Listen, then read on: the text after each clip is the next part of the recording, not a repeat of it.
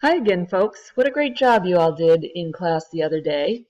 This is just a quick follow-up to class because I didn't really get a chance to touch upon a few of the things that have to do with elders and prescribing. You did, of course, talk about the fact that renal function has a huge impact upon elderly prescribing, and in the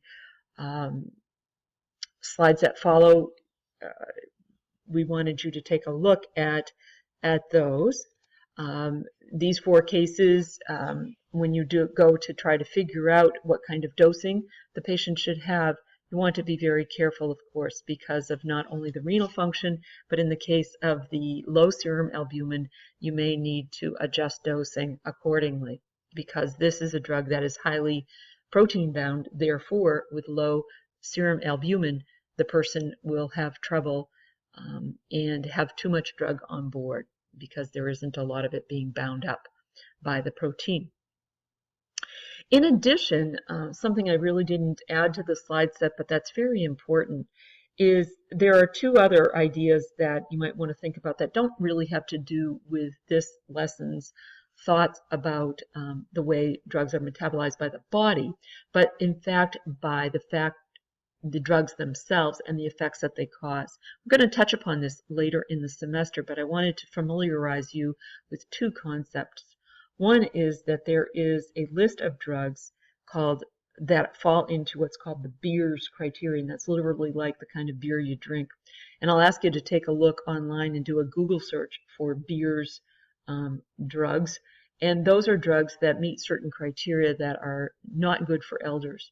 Now, some of those are drugs that are sedating, and they make a lot of sense. So someone who's on a drug like a benzodiazepine that is a sedating drug will be those that are going to be avoided, of course, in elders, or we're going to give them lower doses just because they lower their cognition and ability to function.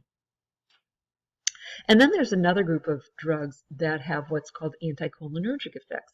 And remembering back to your physiology and pathophysiology, you want to keep in mind that anticholinergic effects can really hurt the body, and we are bothered by them as well as elders. It can be quite dangerous.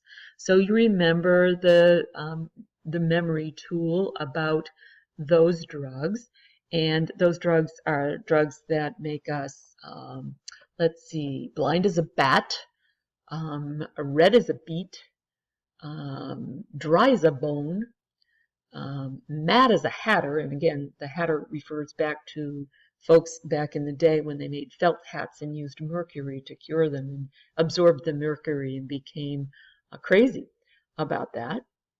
And hotter than a hare, which is the old-fashioned word used, but there are some other H words that you could use instead. And so those are all the effects that are anticholinergic, or basically run counter to the sympathetic effects. And so we become the parasympathetic effects, so that we see elders, again, having a lot of trouble with, particularly with constipation, dryness, cognitive effects, etc. Now, you may well know this, as you might have taken a dose of an antihistamine, and that has anticholinergic effects. So, again, being very careful about prescribing those drugs to elders.